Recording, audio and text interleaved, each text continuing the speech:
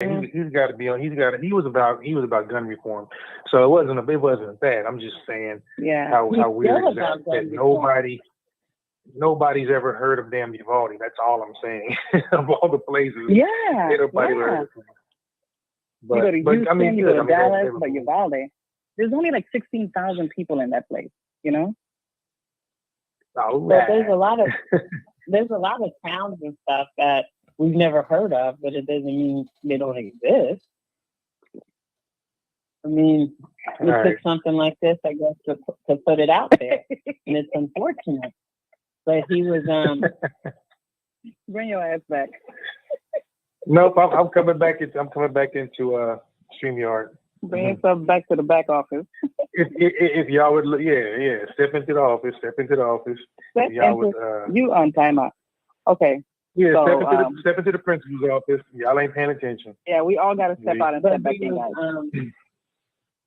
but he was talking at the White House, and he was talking about how we really, really, really need gun reform because we need background checks. We need to know if some psycho is going to be wielding a weapon. We need to know that, number one. And my thing is, they're talking about changing the age for someone to buy a gun. So you have to be 21 to buy an AR-15. My thing is this. What civilian needs an AR-15? That is a military-issued weapon. What civilian needs that? Well, none technically, but if you give people the access, they're not going to turn it down. That's like anything. Of course. You know, if you give someone unlimited currency or you give someone access to anything, look, who's going to say no, that's not for me? Like, people don't really have that type of self-control. And of course, the same people that you just spoke of, the idiots and the village idiots and things like that, the inmates are running the asylum. Therefore, you know, they're the ones that want this, so they're not going to vote it down. You know, it's not really the people that are, you know, riding the bus to school or to work or to you know things like that. It's not those people that are wanting this and paying for all of that. You know, here and there, but that's not who made those rules. And so you're not going to get the reform you're looking for because, you know, you're talking down when you ought to be aiming up. You know, pretty simple. But does that So, yeah. is, just because you have access or you can get it doesn't mean you should. And those civilians That's a lot of need stuff. an AR-15, period. I think there's a lot of so-called air quotes patriots that would argue you down. But here's my thing. Yeah. So it's a hobby. For one, it's a hobby gun. It's an assault rifle, but it's also a hobby gun. So I mean, It's I also get, military. but I'm not going to agree with that. That's one of those. Okay. I'm not going to agree with that. Hold That's on, bullshit. I think that's right I now. wish a motherfucker would gun. That's what that is. Right. That's what I'm Yeah. saying. When you say a hobby Look, gun for an Yeah. 18-year-old, That's a little Like, different. Yeah, I'm not going to go with that. Like, there are certain things. Troy's in the house. What's going on, fam? Oh no, it's Trey this Hey, time. What up, Trey. Hampton? Trey Hampton, how you doing? But yeah, hobby. Okay. Nah, a hobby. That's like, you know, long range or, you know, something novelty. That ain't no damn hobby, Joe. You know what that is? That's called I wish a motherfucker would come to my house. Blah blah blah blah blah. But here's what I do think, and I thought about this on the way up here where I am. You know what? Well, you know how a lot of countries make people, it's mandatory. You serve 2 years in the military. I think if you're going to go into things like that, and I don't know that it would necessarily change people's mindset, but I do think that experience in certain types of training might maybe slow up or alter certain people that have these delusions of grandeur about, again, being mavericks and being these heroes that run out there and do whatever, because you really, really do get to see what happens. Now, I personally am not military material, but like I said, it's amazing how everybody goes, I'm not crazy, but for those crazy people out there, they should. But I do think that there has to be some way to regulate. You know, I'm not sure what that might be. I mean, because again, you know what, man, the wheels are off this thing. It's just running down here with no brakes. You're not gonna get it back. You're not gonna rein this animal in. Right. You know, those people, the same people we're talking about, love to say, "Come take it from my cold dead hands." I love to see them cold and dead, but unfortunately, that's that's not the case. These are the people that are doing that. Again, cowards, mostly cowards. I'm not saying I'm anti-gun or anything like that. I'd be a huge hypocrite. But again, you know, I don't have a chip on my shoulder that causes me to, kill innocent people or children or old people or anything like that. It's just, Right. I think I'm within the normal spectrum most times. So I think that the people that are selling these guns at these gun shops should be just a little bit more intrusive when it comes to, these young kids going in and just being able to buy a gun. That's how I'm looking at this whole thing. Well, like if you're walking do you think they should be held accountable? Guns is one thing. So like if a parent, you know how it used to be, okay, or messes up in school or whatever, or commits a crime, the family gets incarcerated. The family gets locked up. They pay the penalty. Do you think it should be something like that? Because I think accountability will go way the hell up. I think they should be fined. I think if anything, they should get like a really stiff fine. I don't think that's incarcerating, because this is the thing. At the end of the day, you're talking about it's a business, and these are considered adults because you're 18. I don't know. Maybe it should just be like maybe 21 plus or 25 plus. I don't know. But you know what the bad part about it? Now, I love saying this phrase because it's so very true. 21 is just a slightly less stupid 18-year-old. I mean, you really just don't figure out who you are until you get north of 25, 27. Right. And I mean, it's relative, but honestly, I get what you're saying. Damn, an 18-year-old, pretty close to it. And I know I wouldn't have wanted to hear that when I was 21, but I also, I get it now. But the fine, I think the stiff fine I think that may play a big part, because you've got families hell, it might as well be jail or indentured servitude, because if you give $100,000 fine to a family whose child went out and killed or shot someone or multiple people, you pretty much set them back anyway. I think that would definitely cause some people to start getting back into that, village concept, really keeping an eye and a hand on your child, as opposed to letting the streets and school raise them. There's something to that. I think there is something to that. Of course. So, guys, I think that we are all back now. I think that the technical difficulty is over. And Phoebe, I'm going to turn it back over to you, my sister, so you can restart. There you are. Here's one of George's intro. Look, and it's actually 11:11, so it's a really good spiritual time for a restart. So let's go. Let's go. All right, here we go. Welcome to CB and the Boys with Crystal CB Booker, George Biker Boy Holman, Roger Hawkins, and Mimi Acosta. Coming live and direct from YouTube, Facebook, iHeartRadio, Blog Talk Radio, and Apple Podcasts. Bringing you hot topics, interviews, live entertainment, and fun every Wednesday night, 11 p.m. Eastern, 10 p.m. Central. And now, prepare to get charged up with a whole lot of fun from CB and the Boys.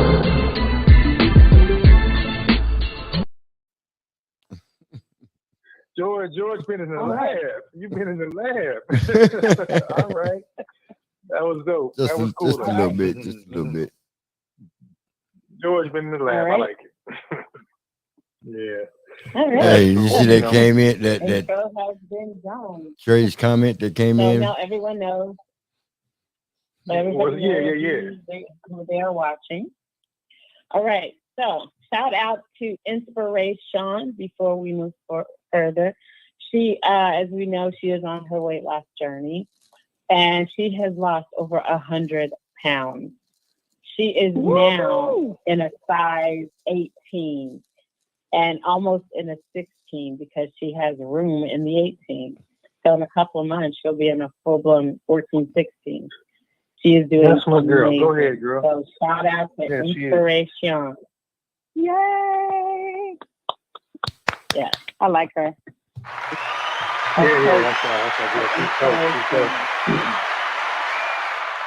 That's my bad. She got great energy. I love her energy. Yeah. She's amazing. And we'll definitely have her back on so we can talk about her journey thus far. And but she's doing great. She set her goal and she did it. So I'm really proud of her. That's what's up. Very That's proud. what's up. No doubt. And soon I'm about to embark on a journey myself. I will no longer be that fat girl. I'm changing all of this. As I was shopping for dresses for the gala this weekend, I realized I'm fat. Sometimes it's a cold, harsh reality. It's like you know you're fat, but then it takes like trying on 10 dresses to let you know you're really fat. So I'm really going to make a concentrated effort to take my own weight loss journey. I'm joining a gym. I will be dying a slow death for about a week, maybe 2, possibly a whole month. You never know. And then I'll build my stamina up and, come back to the living. But I'm dedicated to this and I'm going to do it. I'm going to get, I won't say a beach body, but I'm going to get some body.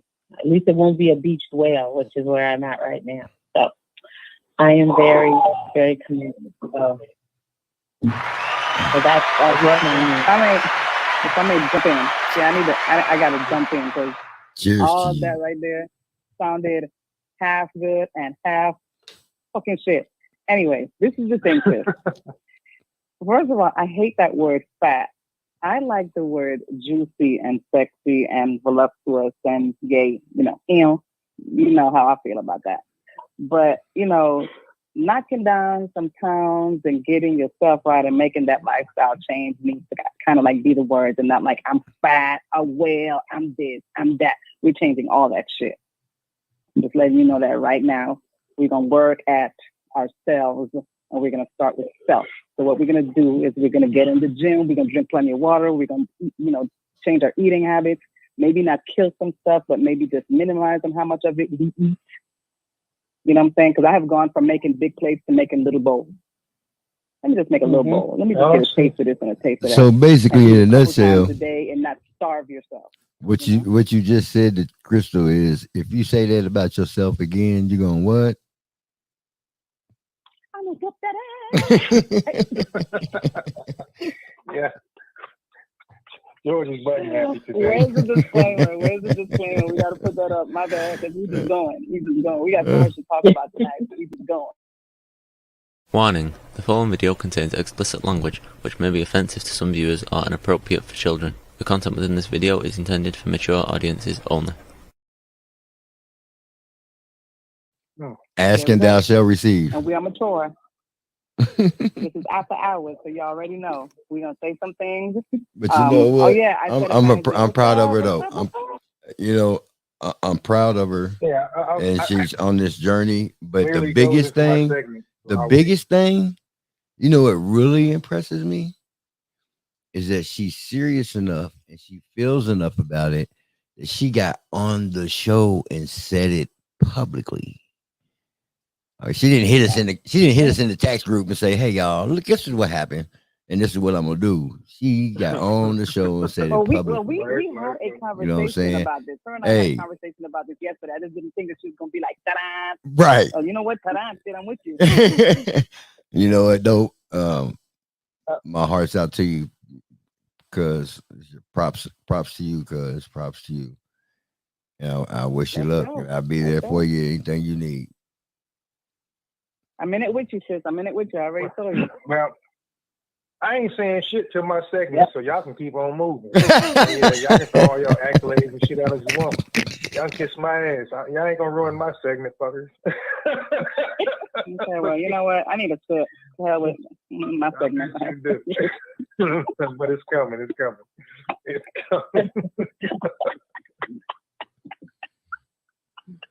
Oh yeah, I need to address one thing.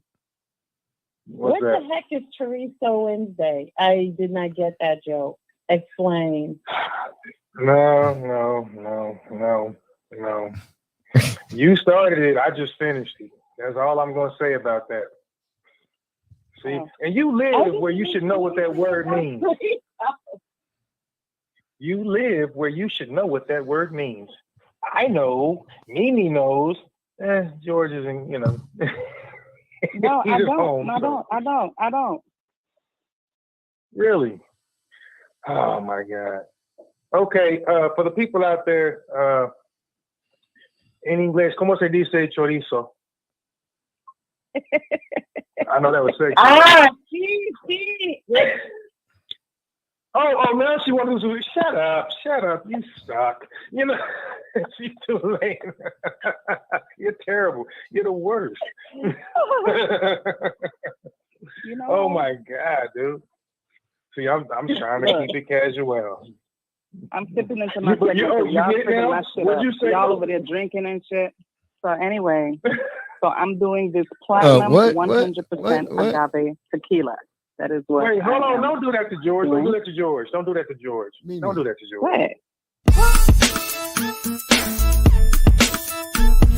It's Mimi's drink special. Mimi, let them know what you're sipping on.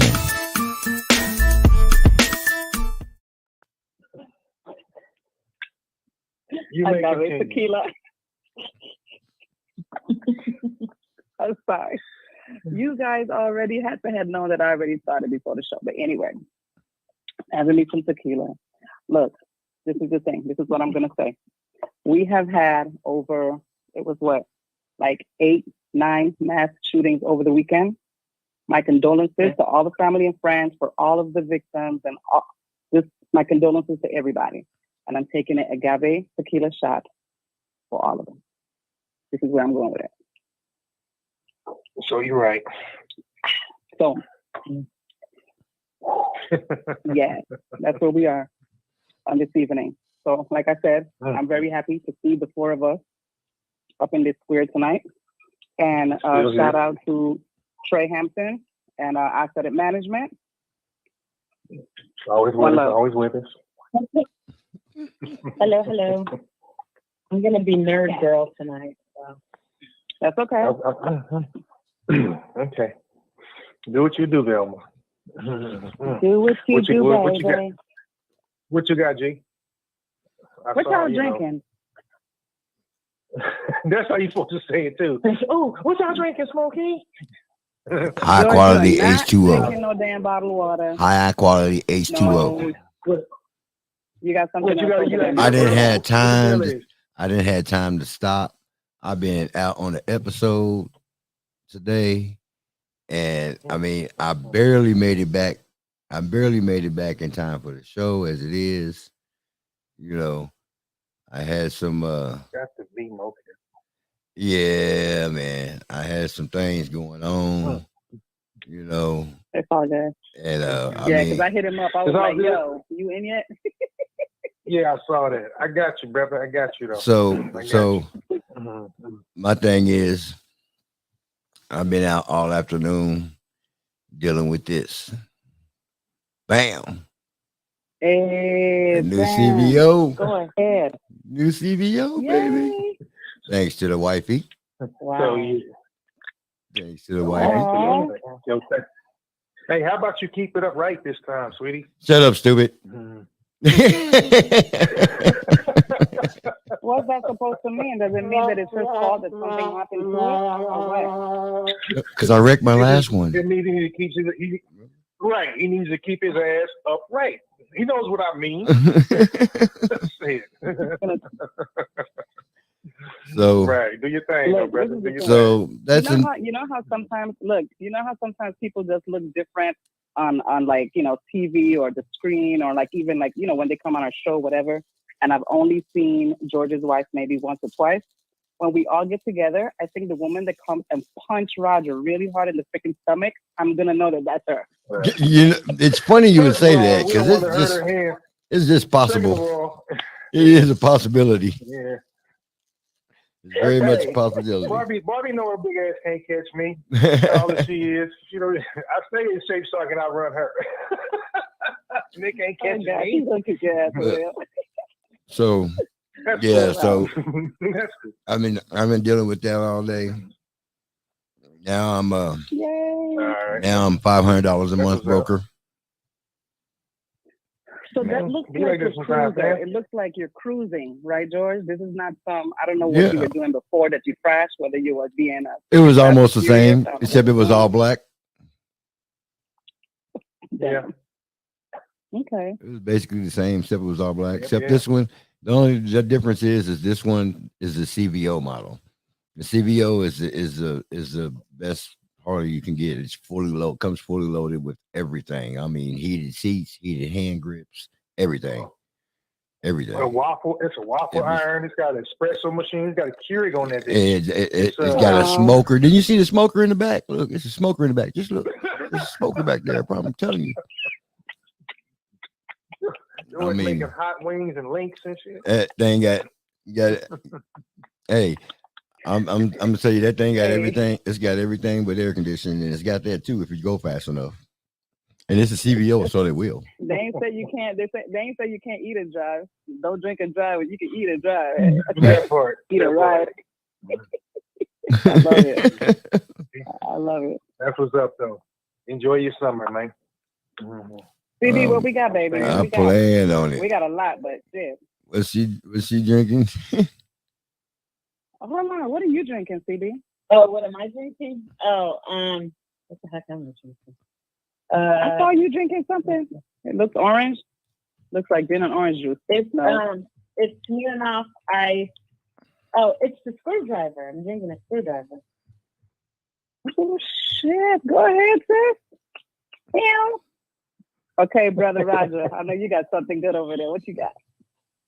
Yeah, I mean, I'm on the road, so I have to kind of take it light. So I'm doing a little. But I always bring the good stuff with me. So I got a little couple of small vials of my single barrel, little Gentleman Jack going with me. You know, I don't go too far without Uncle Jack. Single barrel ain't no joke. You know, we keep it nice. Yeah, hey, single barrel's real, ain't it? Yes, it is. Single barrel let you know. Good stuff. Look, y'all see me looking around, looking a little confused. Don't just ignore me, okay? We got like thunder and lightning going on outside, and I'm like right by the glass, right? So I'm hey, look, like, I just had that. That's what threw off my whole day. We had tornado here last night. Storms. Ooh. Yeah. Damn, really? Yeah. Tornado. It hit ground. I'm glad I sold my trailer. It hit the ground at I-35 and 95th Street, and it went straight. Really? Like I swear to God, it was like somebody was driving. It went straight down 95th Street all the way to State Line, and it came up. How close is that to you? About 5 minutes. It was about 5 minutes from my house. It's a lot closer in than I would have thought. Yeah. Wow. Yeah. Yeah, I mean from I-35 all the way to State Line from 95th Street. Even God hates Kansas. It did. And that's I know, right? How did know to stop at State Line? No autopilot, sorry. No autopilot, okay. Right. Wow. What a message. We got a message. Message. Is the message for me? Is the message for team? Right. Oh, okay. We have a message for Rebel Without a Cause. We were talking about drinking. Rebel Without a Clue? What are you talking about over here? I don't even know. Some people, boy. I got boy drink. You got it? But nevertheless. You have a concoction of things going on over there, Roger. I see the little bottle. I see the bear. I see you got some mixes going on over there. Yeah. I just felt like having, a little bit of Belgian white today too. So yeah, I'm going international right now. I don't know. It is what it is. It's been a long week. It's going to get longer. I'm international with you. I'm international with you. I got the Crown and Coke going on here. I got the tequila going on over here. Come on, you guys know how I do on Wednesday. We do it all. Yeah, see, she got tequila. We got chorizo. Look, we just taking us south of the border up in beyond. Hump day. Hey. Yeah, exactly. For all my people in Texas, we are praying and loving, okay? Well, check it out. We're gonna take a quick pause for the calls, and when we come back, Roger, you got anything for us this week when we come back? As a matter of fact, I do. All righty. I mean, don't do as I say, not as I do, but I do. All right, we're gonna take this quick pause for the calls.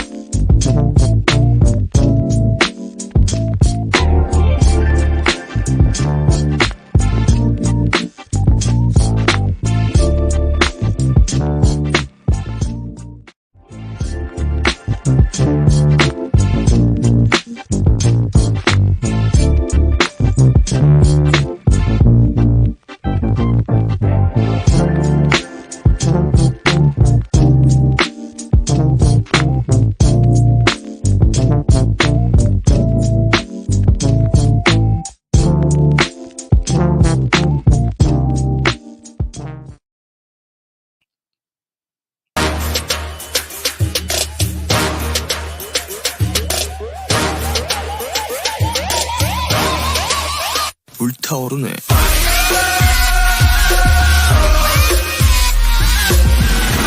I'ma make you pump like that. Make you pump like that. Make you pump like that. Make you pump like that. Just like that. Hey everybody, let's get together and feel alright with CB and the Boys radio show. Join us every Wednesday for your midweek motivator, offering you music, conversation, motivation, laughter, and a whole lot of fun. One love. And without further ado,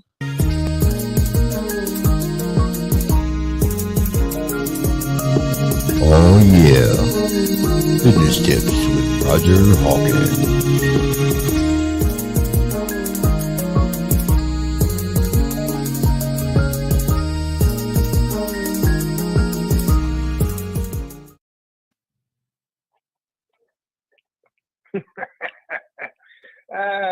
I love it. Check it out. So in honor of my girl doing her thing and getting on that journey, like everybody has at some point, I'm gonna throw out a couple of things. But let me start by commenting on what everybody else commented on first. First and foremost, yes, congratulations, and I am proud of you for the first step is admission. It really is. I don't have a problem with throwing it out there and going, see, what's funny is words like big and fat are like 4-letter words to women, even though they're 3-letter words. Those are like, you know what? It is what it is. If you're tall, you'll say you're tall. If you're short, you'll say you're short. Now, I agree with Mimi when it comes to the rest of it, running down that road and running yourself down. No, that is uncalled for. And I get what you're saying. What you're saying is, hey, I'm owning up to it. So again, big ups. But yeah, it is what it is. And I will disagree with my family. I don't like cutesy makeup, change the word, because it takes away from the real issue. You know, we tend to go, we don't say, you know, I'm bald. We say I'm hair recessive. We don't say I'm short. We say I'm height deficient. Bullshit, you're short. So call it what it is. But that being said, you know, we all got your back, and obviously, you know, I'm a phone call or text or whatever away. So whenever you're not sure which direction to go, you know, after you get done with your initial, you know, your boy's right here. Now, that being said, you know, it'll make I always think about everybody when I'm doing my segments, because I want everybody to get better, you know, no matter what part of your journey you're in. Very beginning, you've been going through it for years. You're right in the middle because, you know, again, I've been at each point. So we're definitely going to have a lot of specialized stuff to do. And, you know, now that I know where you are, yo, Blade Brown, your ass is mine. Because, see, I'll be right on over there. You know, I'm going to talk to your trainer. I'm going to slide up in there one day and be looking at you like this at the gym and say, what we doing this week? So be prepared for that. Yeah, that's cool. I'll be right there with you. Pour some water on your ass or bring flowers to your grave. Either way, I got your back, baby. But that being said, check it out. My kid, of course, because children don't have anything better to do than to discover everything, actually brought a really cool app to us. It's called Yuka. Now I don't know if anybody's heard of it, but really what it does is YUKA. I'm not getting paid or anything. I'm just saying she brought it to our attention. YUKA. I don't know, but you can literally look up the inner workings, the ingredients, the makeup of anything on the planet. Hell, you could probably put in a meteorite and it would tell you. So it really gives reviews is what it does. I don't know how legit they are, but it seems to pretty much run the gamut all the way across from, 0 out of 10 to 10 out of 10. And it might surprise you.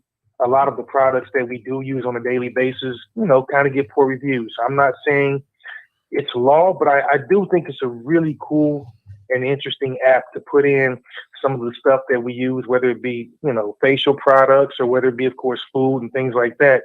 Because now that you're getting to this point, CB, you're going to understand that you find there are a lot of hidden calories in a lot of things. There's a lot of bad stuff, and we all know that, but we don't pay a lot of attention to it. I do. I read labels all the time because you'll look up and think, oh, hey, this isn't too bad. And the first couple of ingredients are sugar and salt. And anytime you see the first couple of ingredients be those two things, or if it's a long ass name that you can't pronounce, it ain't natural, which means it's probably something you should look up what it does, where it comes from, how it's made. I mean, all of these little things are going to lead to your success. They really will, because we get caught up in it's quick, it's easy, it tastes good, all this other stuff. But unfortunately, usually nowadays, especially in America is the worst when it comes to letting shit slide.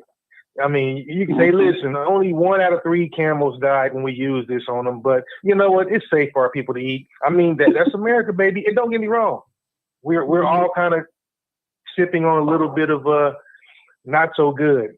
But we'll talk moderation another day. We've done that before, but you get my point. If you love to eat snack cakes in your cupboard every day, rest assured that's not a good thing. The reason they last so long, preservatives.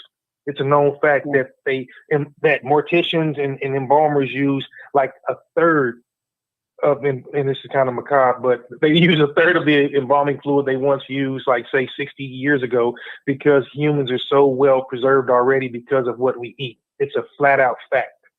So that alone should tell you something. Look at the experiments with McDonald's hamburgers and fries and shit. Those things have been in the attic or wherever for like 30 years, never deteriorated. That should tell you something. And I mean, the list goes on and on and on. So anyway, check out that app, see if you like it. There may be other ones like it, but anything that gives you information on what's really in your food is going to help you. And again, we talked about that, and Mimi brought it back up again today. Just the whole moderation thing. That's the number one place you can begin, and you can get away with cutting weight without doing anything extra. So now when you do work out, it's extra.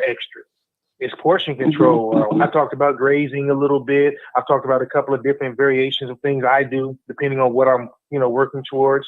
So we're gonna have a lot of information for you. We're gonna ride this out with you. We're gonna make sure you don't fail, and most importantly, accountability. If you don't want me to hold you accountable, don't tell me anything. Don't say that, because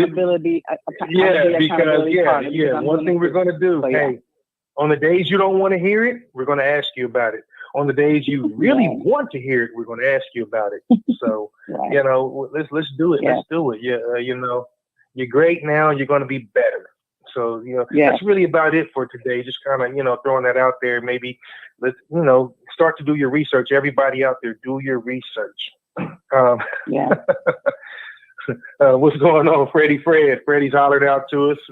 So what's going on, brother? Fast Freddy. What's up, Freddie? Fast Freddy in the house. Freddie. And just so you guys know, I counterbalanced my bad habit by working out for 2 hours before this show. So, I'm not that big of a hypocrite. Not about this anyway. I do have a question. I earned it. What's up? So in the working out realm, how long can I expect to die a slow death? And about when should I notice my my stamina getting stronger and building up? That's Per kind case of a scenario. loaded question because everybody's different. Everybody's different. So here's a if you want to get into like numbers or scientific fact or whatever, anything you do today, you will start to reap the benefits of roughly within 7 to 10 days. So don't expect it tomorrow or the next day. But you have to understand, this is why we work out a muscle group in particular no more than once every 48 hours, 72 at the very, very max, so that you can stay in what's called hypertrophy. That means your muscles are still growing. That being said, if you're consistent in doing what you're supposed to, you may not see all the wondrous results you want, but in 7 to 10 days, your body will actually receive the effects of what you did that first workout. Now, when you start feeling better, that's up to you up here. This is what tells you what to do. This tells you you love it or you hate it. This tells you can go another few sets or you can't. So this is everything to you.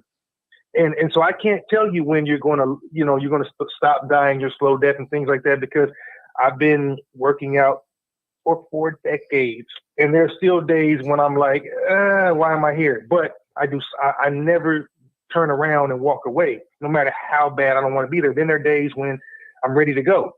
No matter what, when I get done, my body feels more clean. It feels better because, of course, we all have vices and bad habits. And once you go purge, you come away feeling that much better, even if you're a little sore or you're a little, that's a normal thing to do. You haven't done a lot of this in a long time. So, of course, it's going to take a little getting used to. But there are statistics out there. You can look them up that say you can become, quote unquote, positively addicted, or you can get into a routine where you really want to go after a certain amount of time. Now, some books will tell you 21 days. Some will tell you 41 days. Some will tell you 60. I can't tell you what's going to happen for you. But all I can tell you is that you have to drive up here. This drives everything else. If anything else tells this what to do, you're doing it backwards, and you have to be the general. So, but again, if you're not sure, just keep asking. Should I? How is this cool? Is it not? Because I guarantee you, your body's far more capable than you give it credit for. It's just we don't like being uncomfortable, but that's what causes growth. You make your muscles uncomfortable, they grow. So There you go. Discomfort, baby. Yes, And I haven't worked out since I played sports in college and high school. I'm like, so get ready to. So let's not sugarcoat it. In the beginning, get ready to brace the pain. Once you first go through your serious sets of workouts, within a couple of days, you're gonna ache. It's gonna happen. And if you don't ache, that's gonna happen for about like a week or two, right? And then it depends. Everybody's body is different. But what yeah. but here Nobody got time for that. but here's the thing. The aching and pain are a good thing, because if you're not having that problem, then you're not doing anything. Because first of all, you have to understand, when you work out muscles, you're actually, what a lot of people don't realize is that you're actually tearing them down. You're actually tearing muscles down. Micro abrasions, yeah. And then what happens is when they reheal stronger than they were before.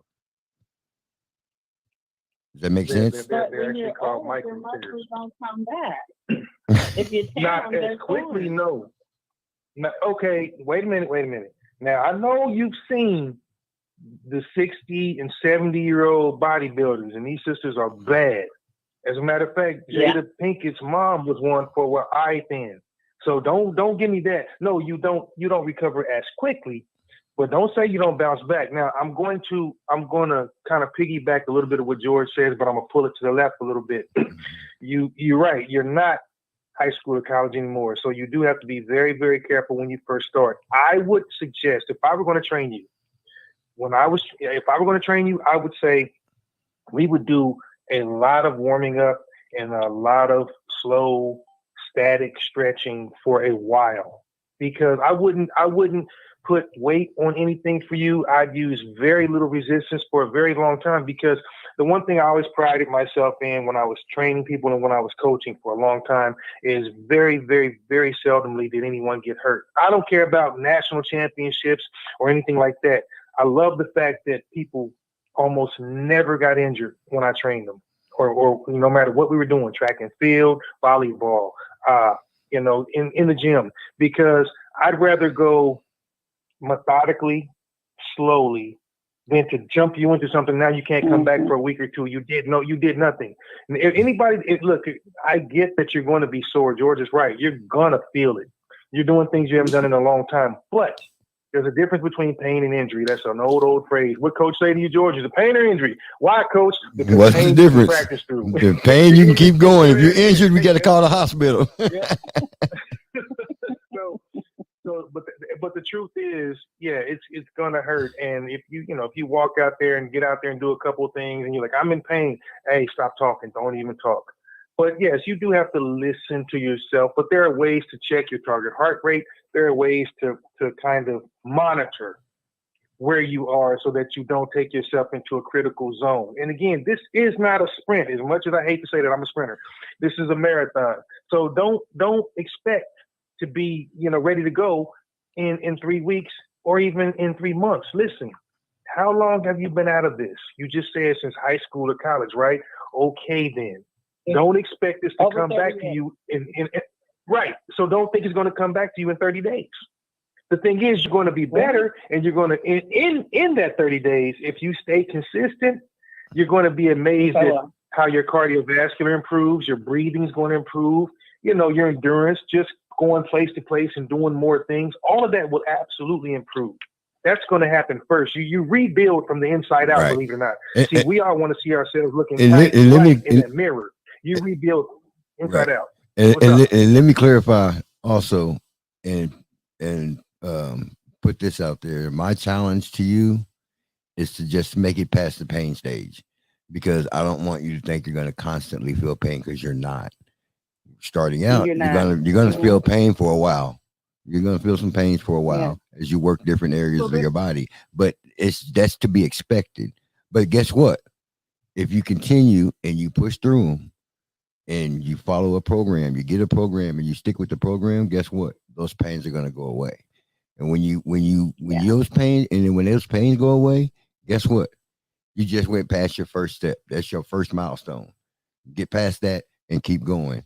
That's your first milestone. Now the pain part is over. What comes with that is the discipline part.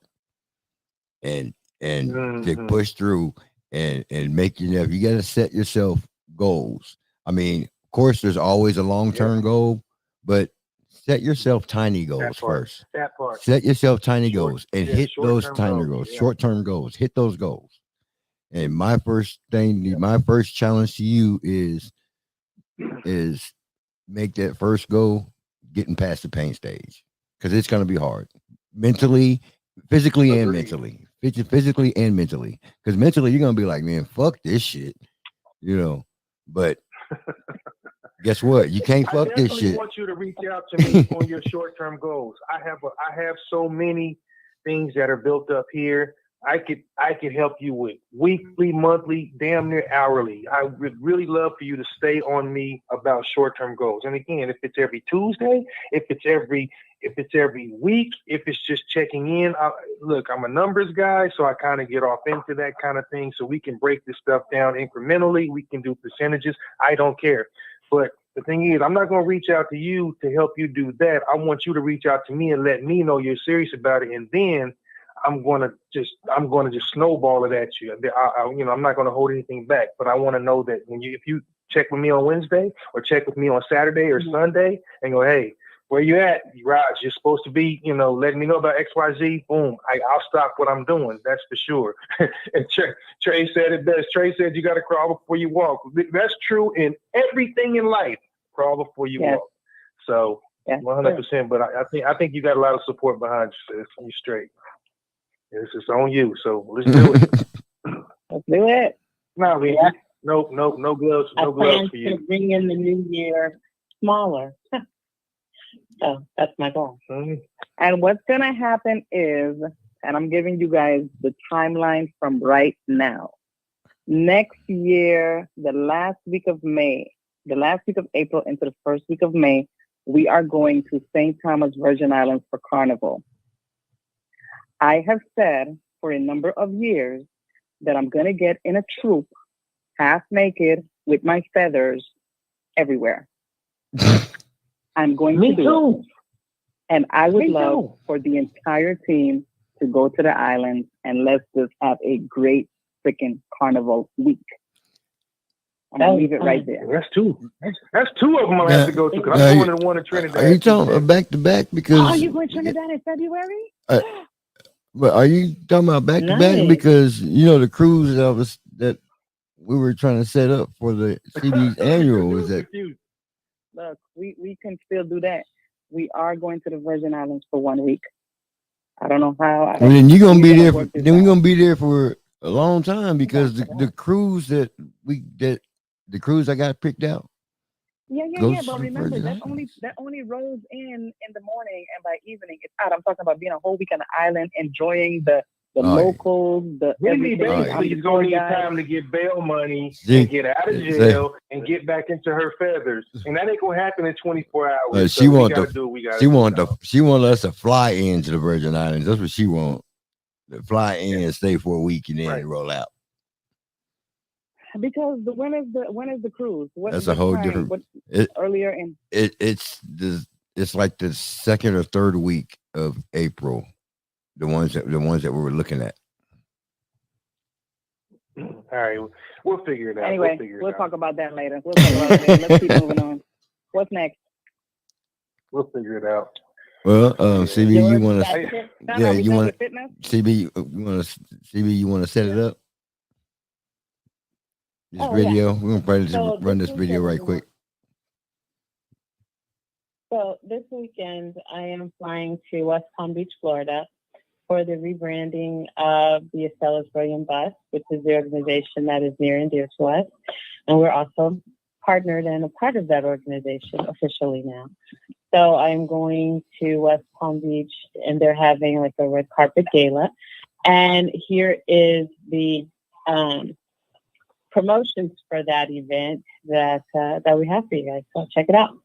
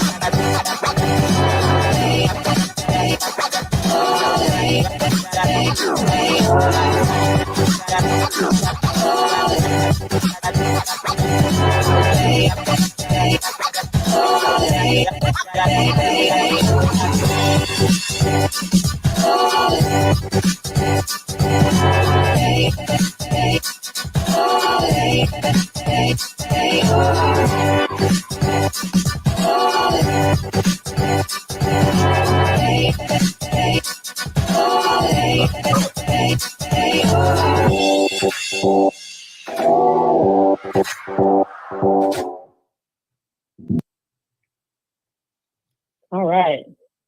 And for those of you on Blog Talk and iHeart Radio and Apple Podcasts that didn't get to see that, what it was a promotion for the Willie and Estella Pyfrom Scholarship Gala, and it's also a representing of the Estella's Brilliant Bus Foundation. So everyone looks forward to that. We've got a lot of stuff that is in the works for Estella's Brilliant Bus.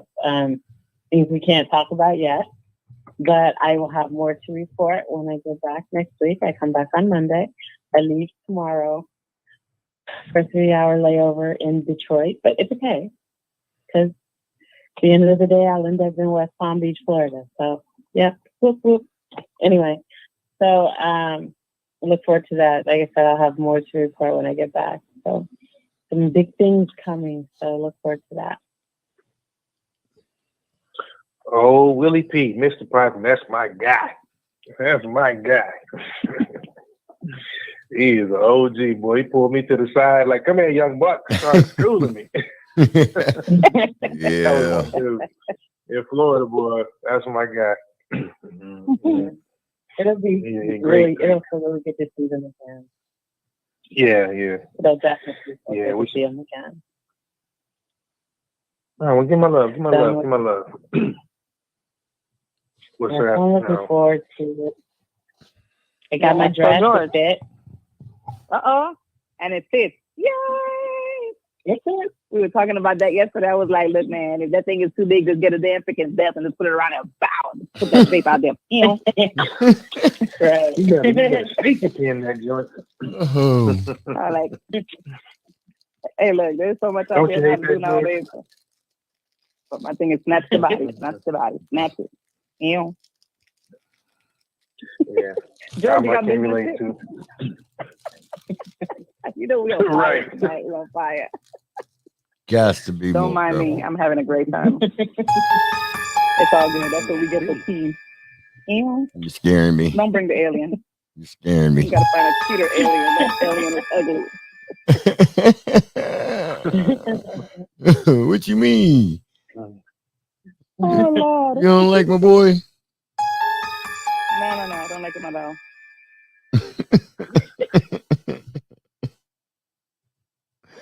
I do. What you got, George, other than don't buy an expensive motorcycle all the time? That part. But you notice he bought it. Too late. They did. Too late. I know, right. Don't be like me. You done did it.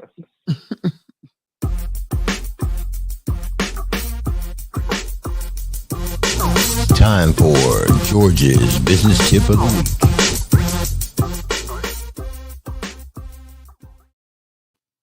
Let's talk. So this, Okay. we're gonna start by with my usual. You can find these tips loaded onto our website, cbntheboys.org. Go to programs, click business tips, and you can see the weekly tips up there at any given time. This is so important that it is extremely. Did I mention extremely? It's extremely detailed. No, never. I didn't. Okay. Oh, well, it's extremely detailed. So, with that being said, I'm not going to go into those details. I'm just going to give you a quick run through. And if you're interested in the deep things to be said about all of these 11 steps, you can go to the website and check them out in detail and go through them at your own pace and time. But it is very, very important because this is a problem that a lot of business owners have, entrepreneurs, when they're doing their new thing. And even still, not even new business owners, even old business owners. I run into people all the time that panic over these situations, and I'm just like, seriously, you're overthinking it, you know. So how to control the controllables. This is about the illusion of control. Everybody, a lot of people, they get their businesses because they want to control their own life, control their own income. Well, control is an illusion. Okay. Total control is a complete illusion. Never will you have total control, but there's plenty of things that you can control and you will have control of. So these are 11 ways how to control the controllables. Because what happens to a lot of people is there's certain things that they can't control. Then there's other things that they can control and they just fail to control them. So when you take the things you can control and you don't control them, then when the things you can't control show up, which is usually at the same time when the things you can control is out of control, then you got one huge uncontrollable mess and your head is spinning and you don't know what to do. And that's when people begin to make bad decisions and things start to fall apart. So the big takeaway here out the gate is controlling your controllables. So number one, you have to identify controllables and uncontrollables. So sit down, look at what's going on in your business and say, okay, and just literally make a list of things that you can control and then make a list of things you can't control. And then once you've made that list, then you got to go to step number 2, which is accept the things you cannot control. Period. Because I don't care what you own or what you're doing, there's always going to be something that you cannot control. I don't care how much money you got. I don't care who you are or who's in your corner. There's always going to be things you cannot control. So, step number 2, accept the things you cannot control. Once you've done that, then you can go to step number 3 and go back to your list and define your action steps. What do you need to do to each of those things in your list? Define the steps you need to do in order to control those things. Okay, and when you do that, you have to understand what control looks like. Okay, and control doesn't always look like you doing everything. You know, you got to slide into step number 4.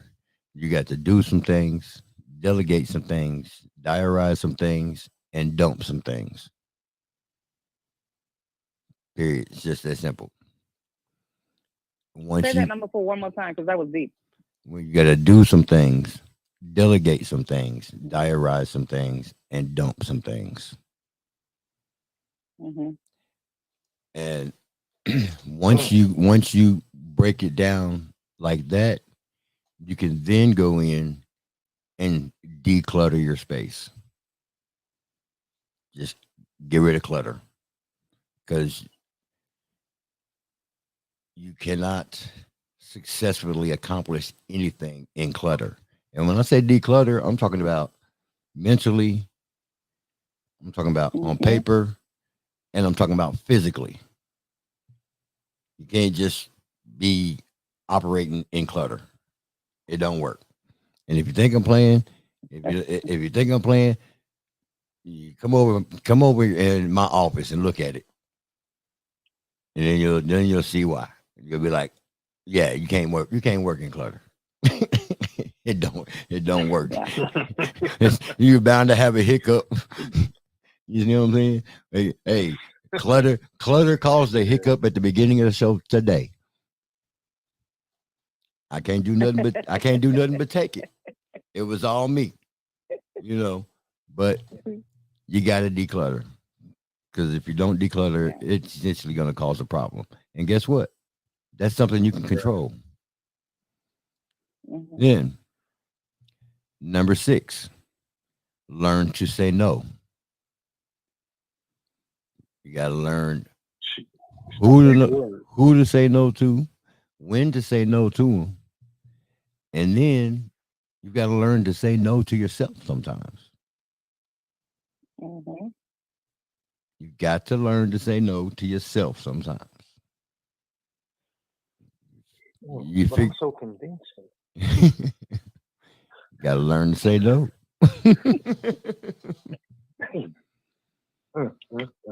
So, practice makes perfect. within those first 6 steps, you've identified your controllables and uncontrollables. You've accepted what you can't control. So now that's not a problem anymore. It's just off to the side. Whatever you can't control is off to the side, because there ain't nothing you can do about it. It is what it is. Ain't nothing you can do about it. So you've taken everything else and you've broken it down. You figured out how to deal with it, who should deal with what. You've decluttered everything, got it all together. Now you take all that stuff and you prioritize it. Number 7 is prioritize. So while you're dealing with whatever it is you created in your list, prioritize. Now, the biggest part, the most important of these 11 steps is number 8. And I've been victim of this. I know lots of people in business have been victim of this, but you have to not be victim of this, period. I don't know what else to say or how else to say it. Number 8, take breaks.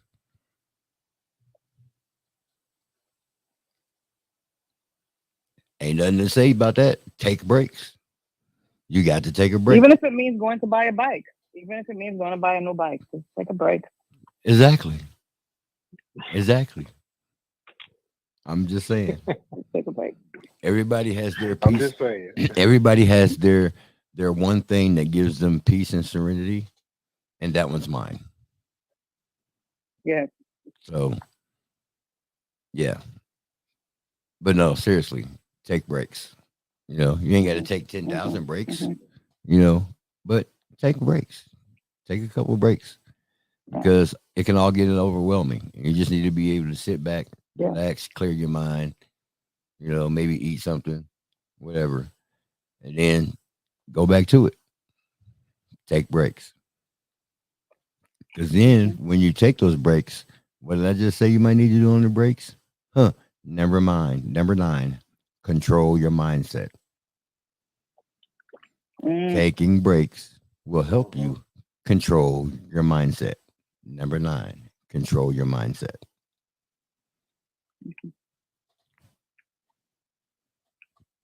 Now, number 10, very, very influential. Very influential. Surround yourself with the right people. That part. And that part. That really needs to be number 1. That part. Out the gate. Right. It should be number 1 and number 11. But 111, good spiritual numbers, I'm just saying. But truthfully, you know, surrounding yourself around the right people makes all the difference in the world. You know what they say, birds of a feather flock together. So surround yourself with the right people, period. And then last but not least, control the information you consume.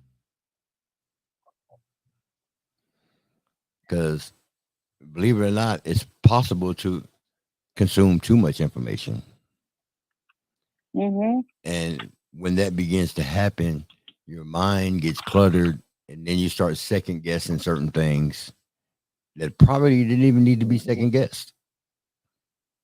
So just control the information that you consume. Information overload. Exactly. It is possible. I mean, in this day and age, everything is about information. I mean, why do they call IT business IT? IT stands for information technology. So control the information you consume. The world can start feeling overwhelming very quickly if you are intentional about your media you consume. So you got to be careful. Control the information you consume. So that is the 11 tips that I have. And there is some not overwhelming, but detailed information of each one you can find will be available on the website, It'll be available by tomorrow. So usually I try to have these posted up on the website already before the show, but yeah, I didn't make it this time. The bike got in my way. Somebody went shopping. It happened. Somebody went shopping. You sure talking about somebody? I don't know who. I don't know. What happened is you got caught up.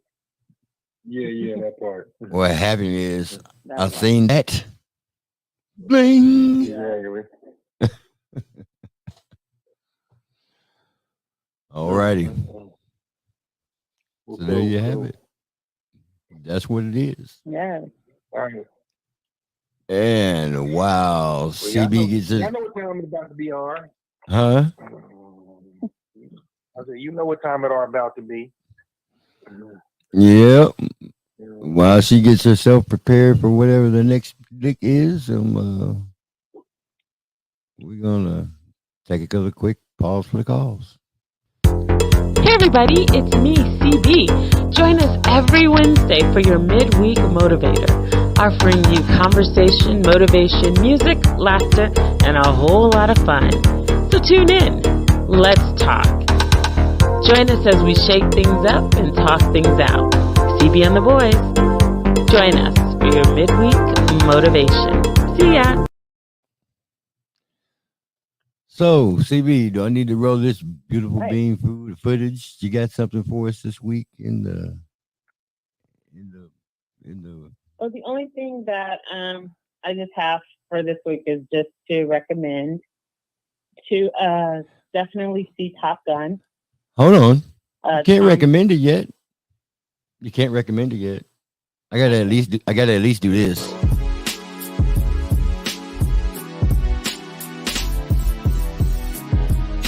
Now, let's check out the movie with Crystal C.B. Booker.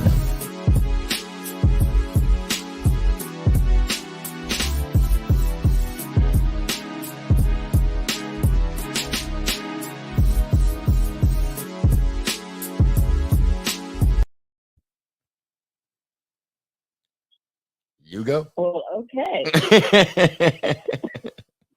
I like that. Okay. Anyway, so as we know, Tom Cruise reprised his role as Maverick in Top Gun, along with Val Kilmer, who also reprised his role as Iceman. So go see Top Gun. Is a great movie, full of action. The special effects are really good, so definitely check that out. And Jurassic World, which is the latest installment of the Jurassic Park series. It starts tomorrow. Friday. So, but there are late night showings starting tomorrow night. So if you get in on the late night showing tomorrow night, you have a better chance of getting a seat because from what I have seen, everything is sold out for Friday. Just a FYI. The movie is amazing. The special effects are off the chain. And then we all ask ourselves, why did they make another one? Well, many reasons. Franchise, money, it all comes down to money. But it actually is a good film. So it's entertaining, fun for everybody. So those are the main movies that are out, the new ones. And then I definitely continue to see Doctor Strange in the Metaverse. You definitely want to continue seeing that one. That one is a really good film. It definitely still leaves you confused. When you first watch it, till the end, you still look confused. Not confused. But, it's still a good film. It's very entertaining. Benedict Cumberbatch reprises his role as Doctor Strange. And then you've got some new characters. So definitely check it out. So those are the main movies that are open, that have opened or will open this weekend. So check them out. And that's CB at the movies. And So, see you at the movies. So I got a piece of movie trivia. And I don't know if you went and looked this answer up or not, but I had talked to Crystal about this. while back, but I heard it asked. And it's something that puzzled me as a Top Gun fan. I mean, to this day, I can still watch Top Gun and love the movie and watch it watch it from beginning to end, without interruption. So, with that being said, here's a piece of movie trivia. What was the character's name, not the actor's name, the character's name that was known as Goose in Top Gun? Do you remember who Goose was? I get it. I get what you're saying. Goose was it? Don't. Are you over there Googling? I see you Googling. No, I wouldn't have said shit. I just had to know for myself. One of y'all gonna say it because I ain't. All I know was take me to bed or lose me forever. I used to love that. I don't know what was his name. That's what his wife said. Oh. Right. Take me to bed or lose me forever. I don't know. What was it? I forgot. What was his name? It was really when I heard the question, it really puzzled me, and it made me think about it. And so I actually had to go back and watch the movie just to see how true what they said when I heard it was true. So his name, that character's name, is Nick Bradshaw, and they never they never said his name in the movie. They never did. They showed it. They showed it one time in the scene after he dies, and Tom Cruise is at his house taking some stuff off the desk and boxing some stuff up. He lifts up a picture of him and Goose. He lifts up a picture, and under that picture, on the desk under the picture, is laying his Air Force patch, and on his patch it says Goose, and then up under it says Nick Bradshaw. Yeah, totally missed it. That's cool. His real nickname is I mean, yeah. No. Anthony Edwards played Goose, but Goose's name in the movie was Nick Bradshaw. Yeah, the character he played, he played Nick Bradshaw, who was known as Goose in the movie. Cool. That's cool. And they never said his name. His name was never verbalized in the entire movie. And the only time his name was broadcast in that movie was when Tom Cruise picked up that picture and it showed his patch laying there on the desk. And it's only like one. It's only like 1 second. I had to pause it. I had to pause the movie right there in order to read the bit, because it flashes up once. You can see Nick something, and then it's gone. Scene is gone. You see what I'm saying? Right. Yeah, so I actually had to pause it, and it said call Nick. Those Easter eggs. Easter eggs. Yeah, well, that was an Easter egg right there. Yeah, that's pretty dope. Obviously, you know what Tom Cruise's character, his name was Pete Mitchell. Yeah, Pete Mitchell. They said that 100 times. Right, but what was his dad's first name? Did they ever? Yes, they did. And I don't remember. It's at the tip of my tongue, and I can't even think of it now. I'm actually going to go watch it. I'm really not much of a go to the show kind of a guy, believe it or not. I know that's weird, but it's true. You would think I would, but yeah, I'm going to actually go see that. Mm-hmm. Yeah. I'm going to check it out. Yeah, me too. Yeah, me too. Jurassic World can sit the hell down, but I'm cool on that. Shut up! I love all Jurassic everything. I like screaming. Yeah, right up until you look out your window and one of them is grazing on your damn palm tree. I bet you're fucking ginormosaurus Raj is gonna be eating all your leaves off your tree and shit. And you know what? I don't want to see that now. That is not going to happen. That's what it is. It's not I'm a freaking dream. I'm gonna tell you now. I seen something like that. I look anywhere and see something of that size. Whatever direction it's going, I'm going the opposite direction, and I'm gonna keep going. I'm gonna keep going the opposite direction for so long. I will fuck around and go all the way around the world. I'll fuck around and go all the way around the world and come back to him again by accident. I'm going the other direction. In other words, I don't think George is going to come back to. I'm not gonna be. No kidding. I'm not gonna be that one sitting there. You know what? Hey, hey, look, Raj. I'm not gonna be like this. No. Listen. No. Believe it or not, Mimi, we're a lot closer than you think. So don't say that. It's a lot closer than you think to being a reality. Look, I was just about to say, don't let me find out that some of my beautiful Asian people are there on the other side of the world talking about we in the lab doing some shit. Well, it ain't just them. Trust me, they in cahoots with Germans and Americans, Europeans. I promise you.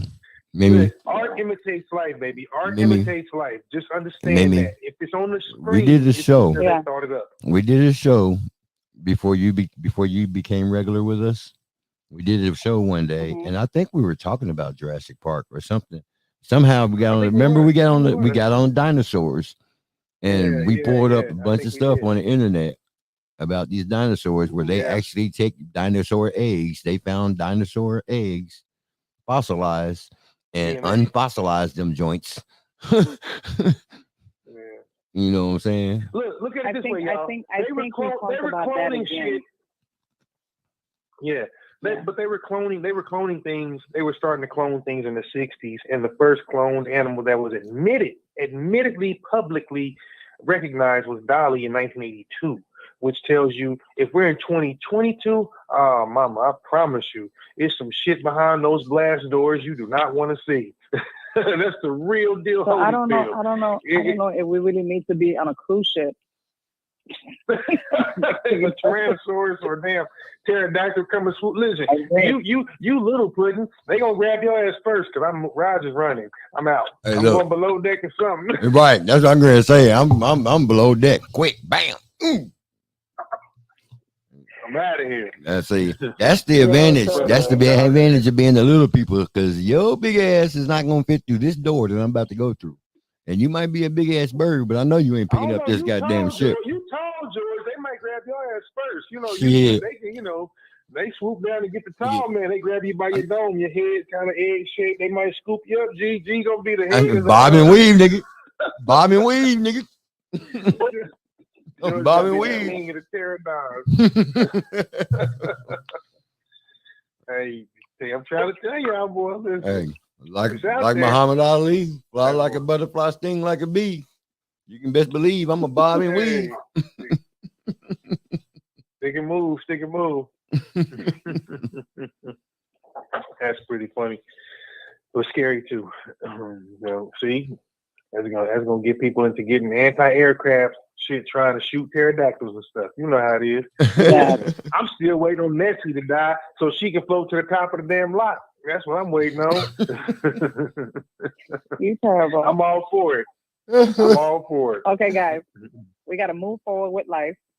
So, CB, what we got? Right. I know we got tonight's topic. Are we ready for it? Yeah, we are ready. Tonight's topic. Are you ready, Eddie? We something. How to avoid killing a dog. That's what tonight's topic is. Anyway, she didn't mean that, guys.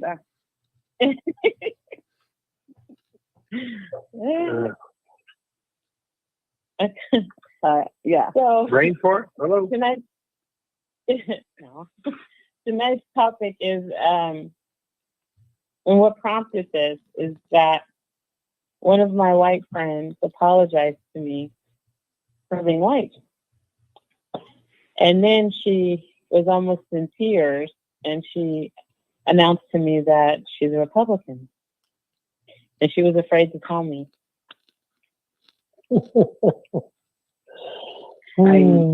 And so that's what prompted this, because apparently Roger, it's a thing. Things hold it funny. Together. Let's just keep going. Phoebe, go ahead, Mama. Go Nothing ahead. to hold together. Roger, hold on, Roger, hold on. Go ahead, Phoebe, go ahead. Apparently, it's a thing. And she wasn't the first person who's apologized to me while I was driving Uber.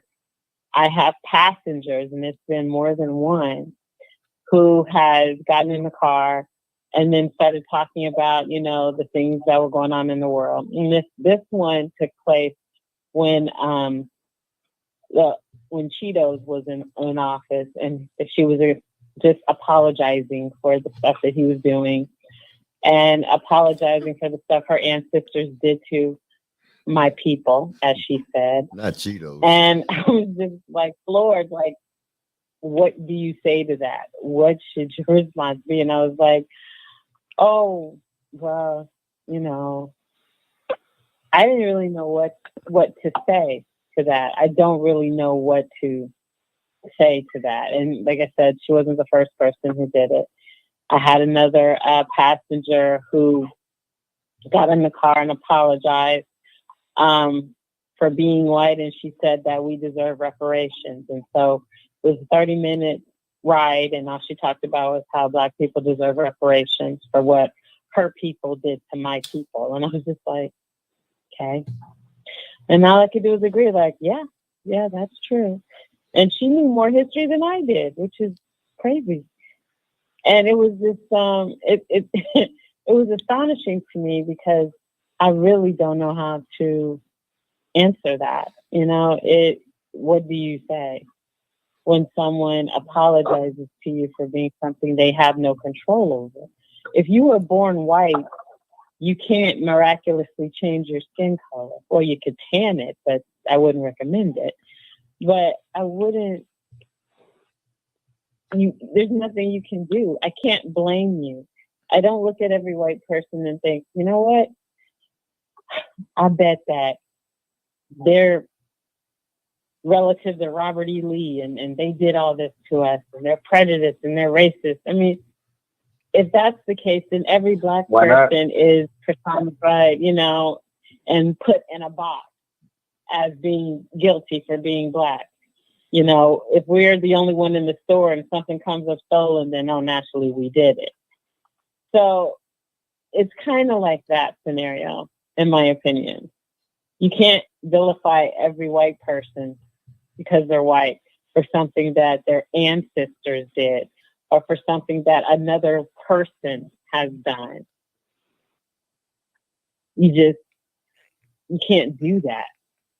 We shouldn't do that. And I know that there are some who do.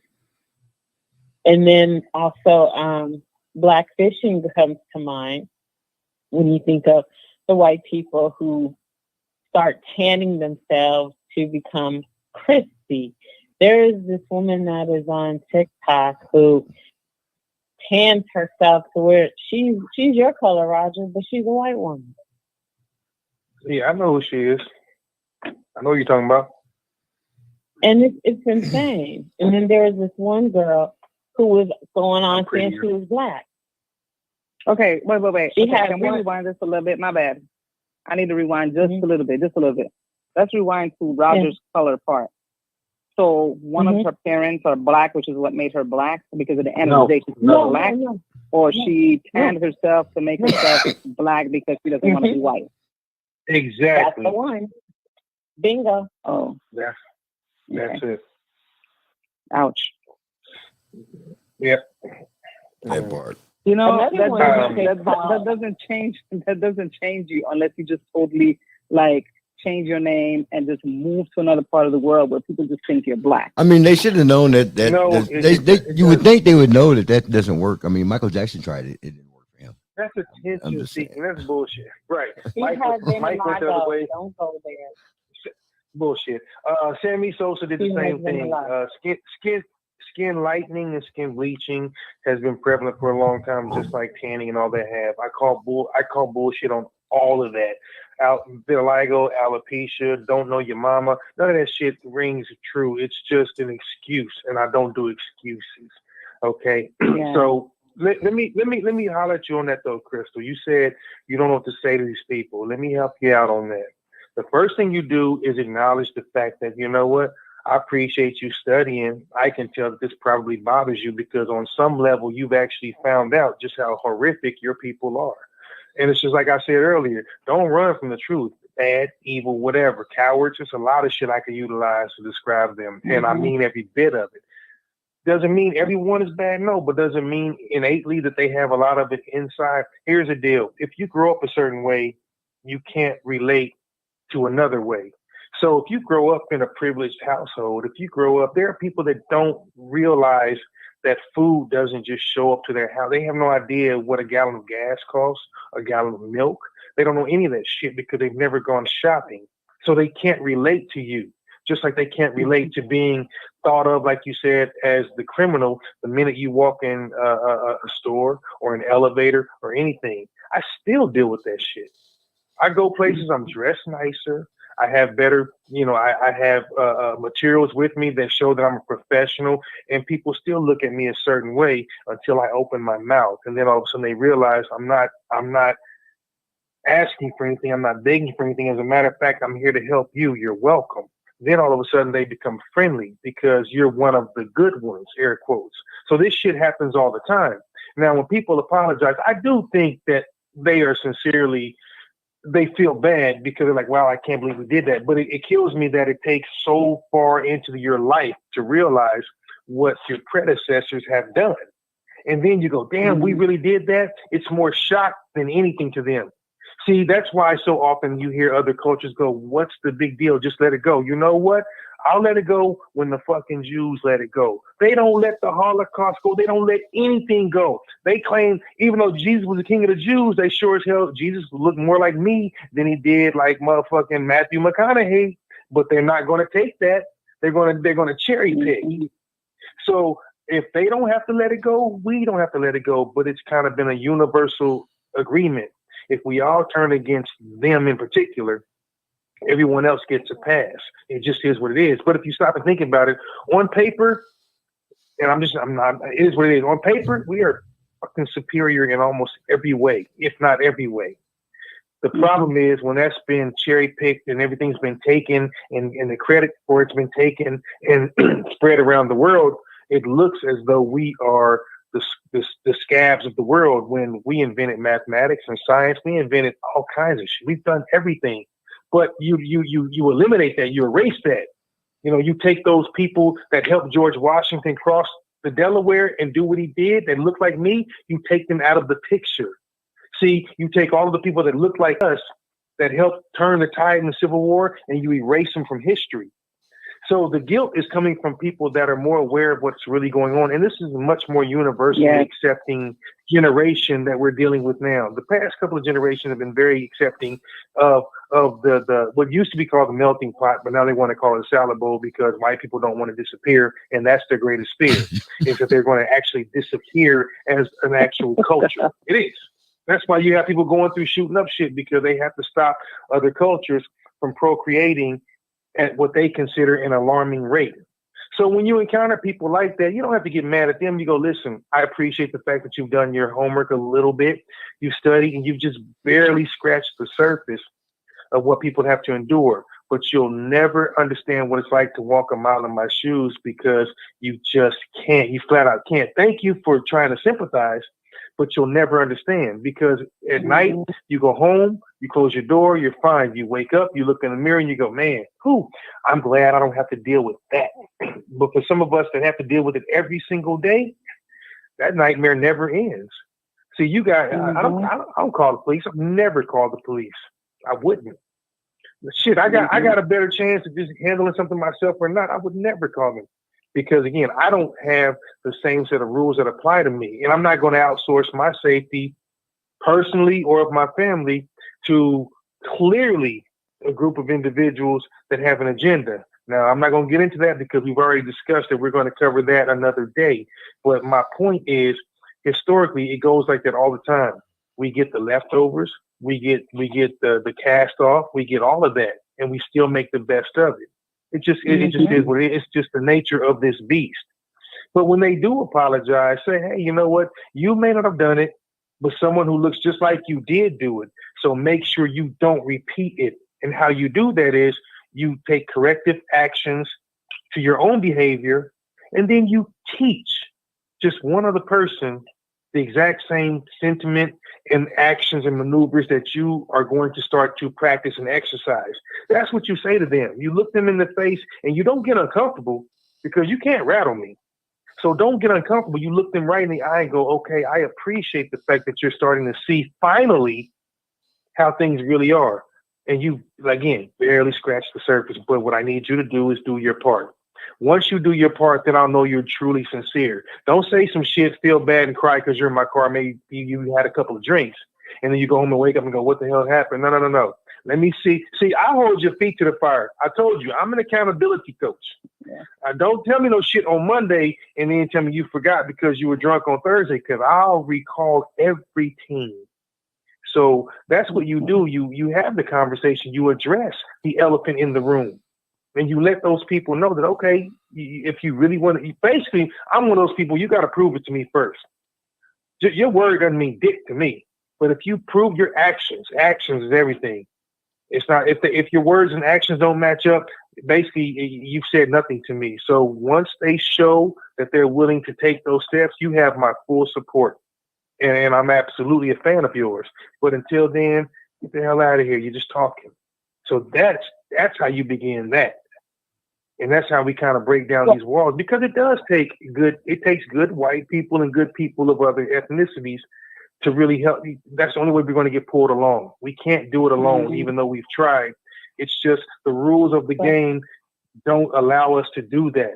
So I'm not dumping on them, because without abolitionists and without people that risk their own lives and safety to help Sojourner Truth, Frederick Douglass, to help Harriet Tubman, we wouldn't be here. So no, I don't say all white people are bad.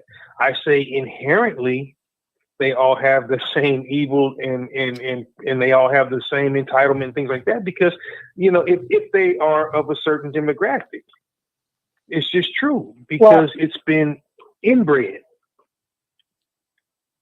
Well, I think that by us acknowledging that not all white people are villains is a start. We can't move forward and cohabitate and share this world if we are caught up in the sins of the past.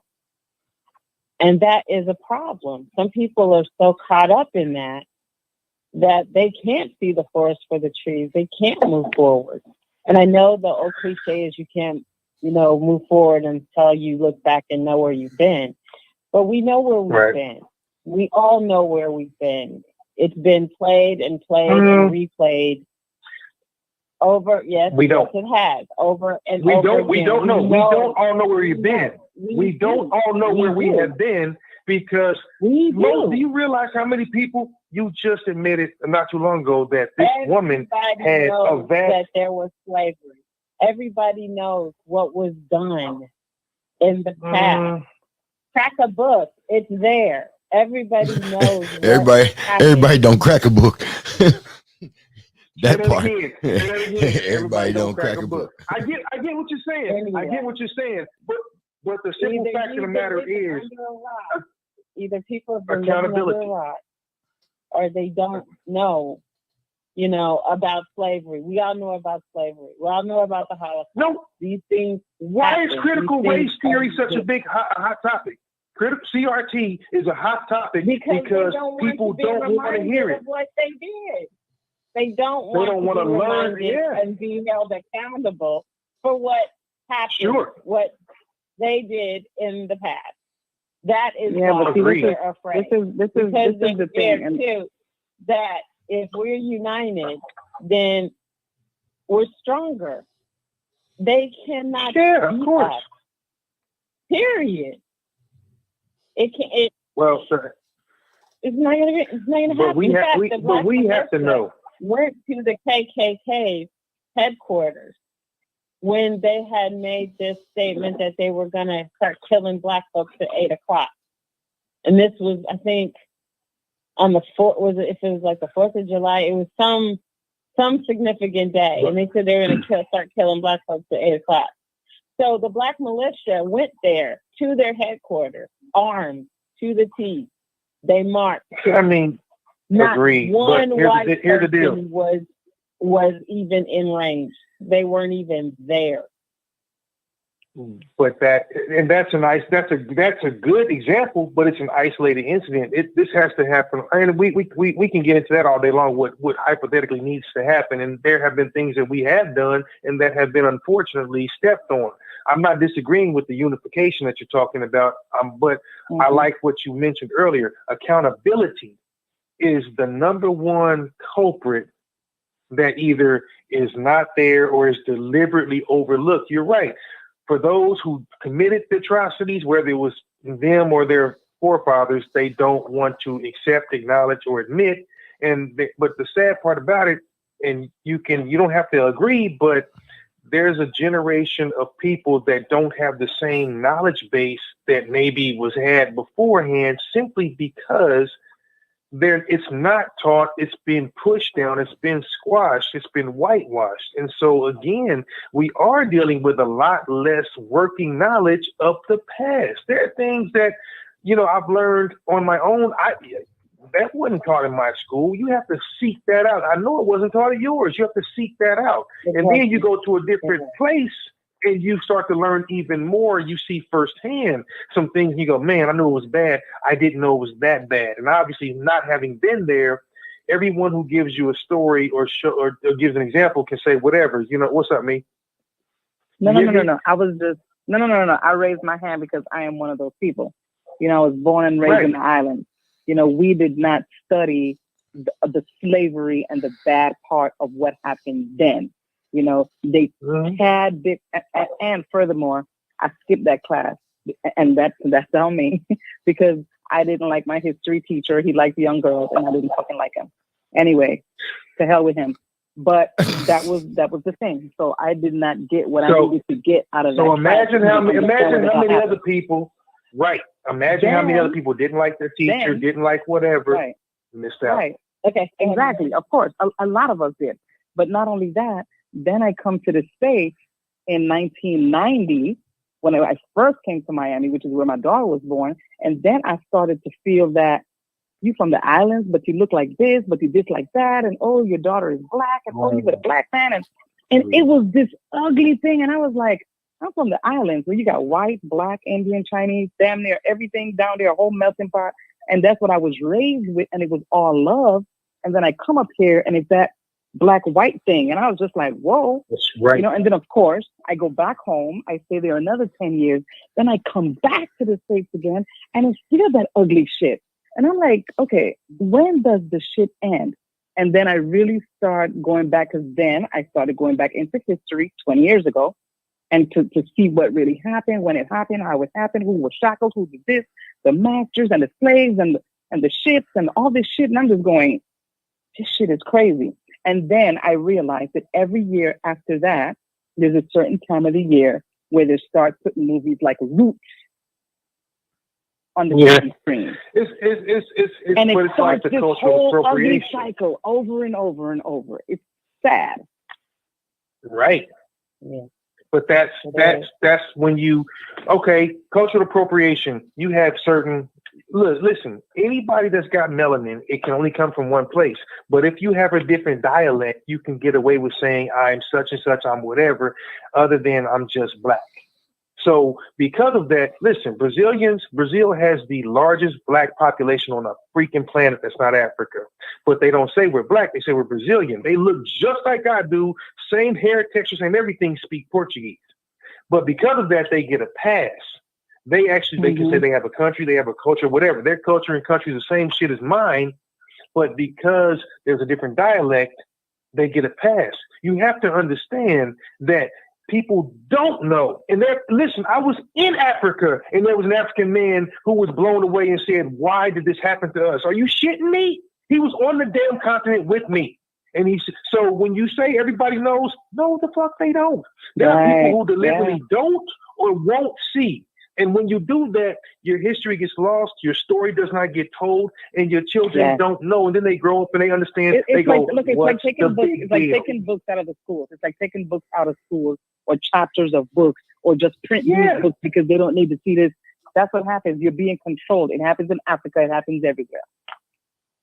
Well, what I will say is, I mean, as far as the actual subject matter that we're talking about, like why, I think because I look at my daughter. My daughter's funny because she reminds me of me, obviously, but in the sense that I could be at an all-black school. Somehow, some way, I ended up with a white best friend. I went to a 99% black school, had a white best friend. I went to a white school, had a white best friend. It just was what it was. My best friend to this day is half black, half white. It's hilarious. But the point that I make is you love who you love. And so I look in this kid's group, And there's and I love that about nowadays. Nowadays, especially where I live, you see that. You see a Hispanic kid and an Asian kid walking with them, a black kid. I love that mix because these children actually just go, hey, listen, that's my friend. They actually got it right. We are messing that shit up until we decide to teach, but they got it right. They have it down. You love who you love. You like to skateboard, you play video games, you like science. I don't care what you look like. Unfortunately, the older we get, the more society tells you can't do that because eventually that person is going to pass you up. The Asian person is going to be better in math. The black person is going to be better in sports or athletics. The Hispanic person is going to outwork you, so they're going to get your job. And they create separatism. And it's up to us to shut that down. And that's the problem. In the home, it's not being shut down because guess what? Their parents are afraid. Their parents' parents are afraid. You know how many times we walk up on people and they're afraid of you before they ever see you? Because in their mind, they know if something goes wrong, I can't outrun this person, or I can't whip this person, or maybe this person might sound like they know more than I do and they're going to get the job. People's instincts take over. And if your instinct is fear or to be afraid because you're guilty, and I'm sorry, a lot of it is guilt. I know people use the term a lot, white guilt, but the shit is true. The guilt comes from knowing I have an advantage, I'm privileged, and I don't want to give that up. We talked about just a little bit earlier about gun ownership. It's no different than slave ownership. Everybody goes, listen, I handle my guns cool. I'm not crazy. I don't run out there. I'm not giving my gun up. Don't you think they say the same shit about slaves? I don't abuse my slaves. I take care of them. Why should I have to give my slaves up? If it was up to those people, all of us would still be in shackles. Y'all be in a big house with a white baby on your titty because they thought that was okay. Well, the difference with that is a gun is an inanimate object and slaves are people. Big difference. It's analogy, man. It's a lot more similar than it is different. I promise you. It has nothing to do with which one's alive and which one is not. It has to do with right and wrong. It doesn't matter that one is a person and one is a man-made machine. The point that I'm making is because there's going to be opposition and there's going to be advocacy for both. Slavery was an institution. Slavery wasn't a person. It was an institution, but it utilized us as property. A gun's property. We used to be property. You tell me how much different or how much the same they really are. And that's just going from, you know what I mean? It's not about, I get what you're saying. Yeah. But I'm just talking about, look at the big picture, people's belief. You split people right down the middle. So like, again, when people apologize for being Republicans, don't apologize for being Republicans. I don't give a shit what you feel. Your tax bracket might be different than mine. Mine may be higher than yours. You don't know that, but you think because society has told you that you need to believe that you should be on this side of the field if you're pro-white or pro-black. That's just a way to divide people. There really isn't a lot of difference, but I don't want to get into politics. Mm-hmm. Lord knows I don't. There's a lot more similarities and differences in that as well. Well, we have a new addition. Shout out to Michelle Bracco. Welcome aboard, Michelle. She sent in a video. She is our resident counselor, certified, and she sent in a video to weigh in on our topic tonight. So there's Michelle Bracco. Oh, let's do it. Go, Michelle. Are not of color can feel like they can come up. People who are not of color can feel like they can come up and apologize for their race and not understand that that's kind of an insult. Meaning, what are you apologizing for? First of all, if you didn't participate, what are you apologizing for? Second of all, what are you actually apologizing for? For the action? Or are you thinking that this apology is going to give you a free pass just in case you slip up and make a mistake? It's an insult. And bottom line, we don't want to hear your apologies because in its simplest form, an apology It's just a way for a guilty party to not feel guilty anymore. People who are not of color can feel like they can come up and apologize for their race and not understand that that's kind of an insult. Meaning, what are you apologizing for? First of all, if you didn't participate, what are you apologizing for? Second of all, what are you actually apologizing for? For the action? Or are you thinking that this apology is going to give you a free pass just in case you slip up and make a mistake? It's an insult. And bottom line, we don't want to hear your apologies because in its simplest form, an apology is just a way for a guilty party to not feel guilty anymore. People who are not of color. Okay. All right. So do you guys agree with that? I would say she kind of hit it. And just so you know, if people are wondering, Michelle is she's half Black and half another race. So she's one of us. So she can speak on it. So I definitely agree with what she's saying as far as like, what are they apologizing for? What is behind the apology? Why would you be guilty? Isn't that kind of like when I'm sorry, when announcers when people say something crazy and then they jump on news and go, "Hey, I apologize for what I said," but it's already out there. Isn't that kind of, that's what I felt like she was saying? Yeah, it's like, let me say I'm sorry because I'm guilty, but if I apologize, I can go to bed and sleep easy. That I feel like she was kind of banging on that drum, and I like that. I agree, because it's bullshit. So, okay, what do you guys feel about? Listen, and I tease you ladies all the time. I love y'all. I tease y'all all the time because y'all are beige, and I love picking on my light-skinned family. Doesn't that kind of remind you of the whole one-drop rule shit? How do you feel about that? Because think about it. Like, I know I've mentioned this before. Clark Gable was actually, what the term mulatto is outdated and racist, but he was mixed. He was half, he was 50-50, what they want to call it.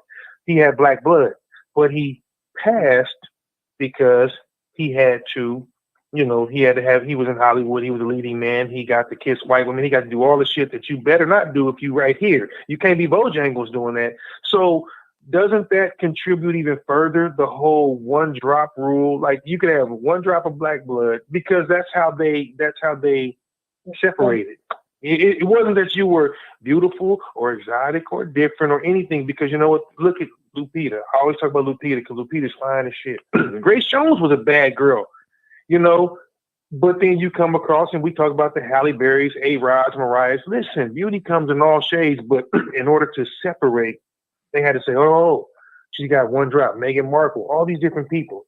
You guys clearly have a lot of different types of DNA, because you're not going to have your eye height and your cheekbones and your hair. You're not going to have that shit if you straight out the motherland, but that doesn't mean your dad or your dad's dad or whatever was not.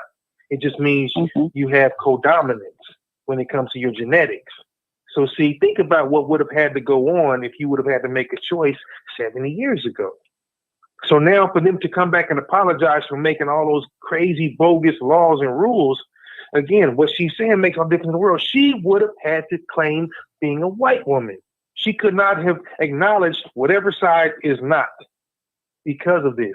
This is the kind of thing I'm talking about. And this is why they would have killed me so fast. They would have killed me so fucking fast. Let me tell y'all. Because you would have been doing this shit. They would have put your ass in the house by Kizzy. They would have put your ass in the house by like Carrie and Django. Look, they would have been like, we're not going to rape her. We're not going to get no babies out of her. We're going to go straight up kill that ass because she is talking too much shit. She's influencing whoever's out there picking cotton, and she out there picking cotton with them. But oh, no, I think, like I said, they'd have you in the big house right along with me. I really, yeah. Y'all have been making mint juleps. Quit lying. Motisha? That's all right. I ain't mad. George would have been Fiddler. I'd have had my foot cut off. We know how this story would have ended, goddammit. Oh, God. I'm sorry. But it's funny to laugh about it, but when you think about it, it's really fucked up. No, when you really think about it. But this is the thing. There is absolutely nothing that we can do about what happened back then.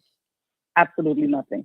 And I don't know how to even begin to move forward from that shit if everybody is not on some sort of page. Honey, education.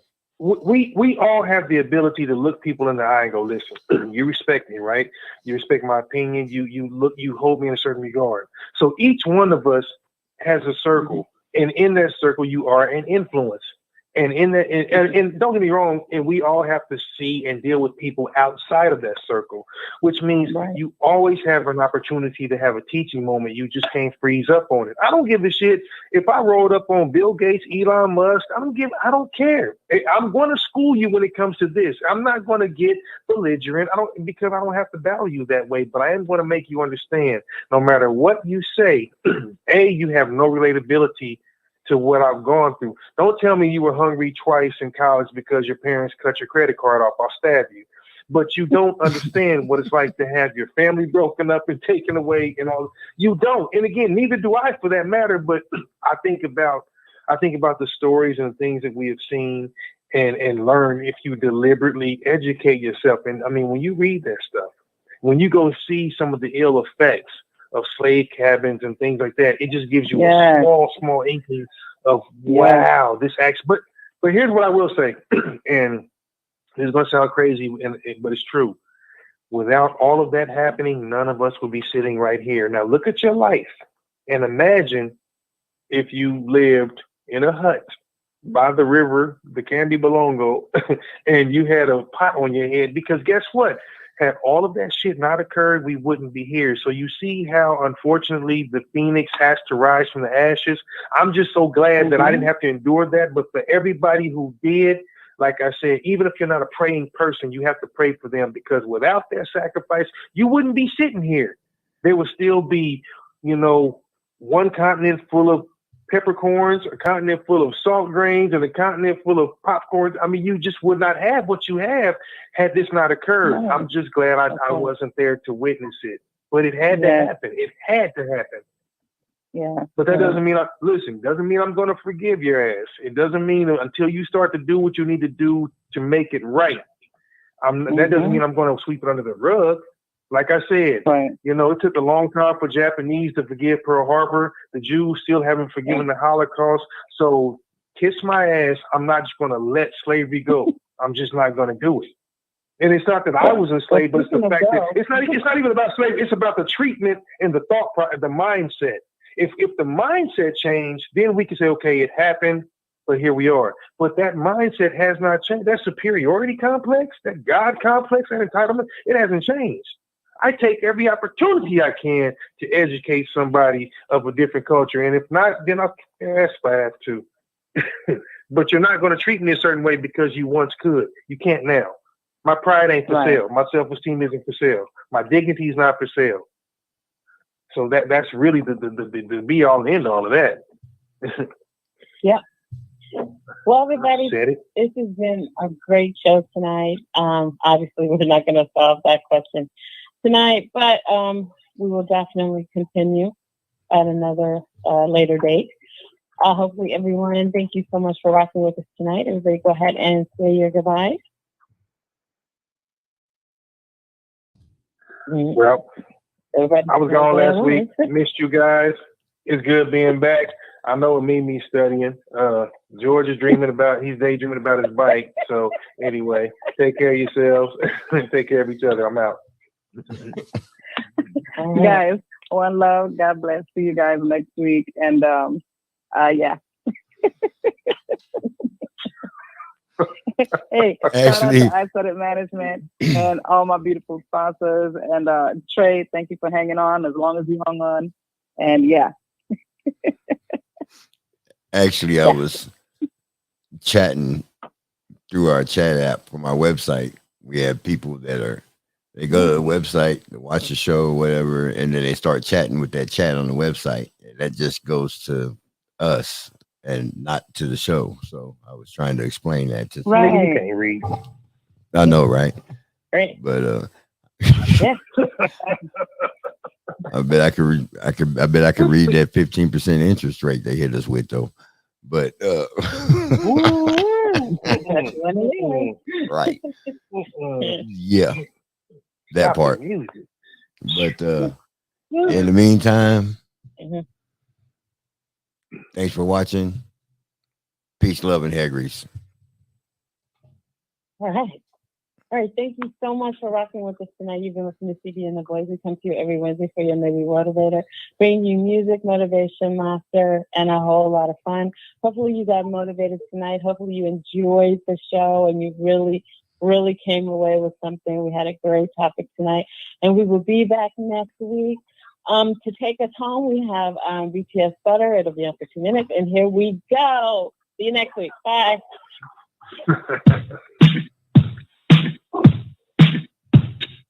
Smooth like butter, like a criminal undercover. Don't pop like trouble, breaking into your heart like that. Cool shade stunner, yeah, owe it all to my mother. Hot like summer, yeah, I'm making you sweat like that. Break it down. Ooh, when I look in the mirror, I'm not too hard to do. I got the superstar glow, so ooh, a side step right left to my beat. I like the moon rock with me, baby. Know that I got that heat. Let me show you can talk and see. Right step right left to my feet. Get it, let it flow. Like butter, pour you in like no other. Don't need no pressure. Remind me you got it bad. Ain't no other that could zip you up like a rubber. Straight up, I gotcha. Making you fall like that. Break it down. Ooh, when I look in the mirror, I make your heart into two. I got the super cyclone, so ooh. Side step right left to my beat. I like the moon rock with me, baby. Know that I got that heat. Let me show you come talk and dance. A side step right left to my feet. Get it, let it roll.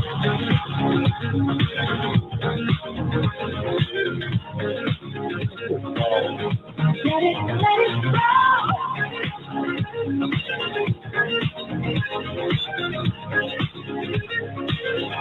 Get it, let it roll. I put my wrist on the night guard. Got the right body and the right mind. Rolling up the party, got the right vibe. Like, hey there. Fresh boys pull up and we lay low. On the bandit, moving with the bass low. Don't call me right behind us with a tape go. Let's go. Back step right left to my feet. Right left to my feet. I let the moon rock with me, baby. Know that I got that heat. Let me show you come talking, say talking, baby. Right left to my feet. Get it, let it roll. Alright, cool shade. And you know we don't stop. How loud? Ain't no. You feel like, oh my God. We gon' make it rock any day. We gon' make it jazzy today. Hotter, sweeter, cooler, butter. Get it, let it roll. All right. Okay, so Stevie took a bit for the quiz. And there you have it. Right. So. And there you have it. Thank y'all for using Raj Talk. I'm out. Come on.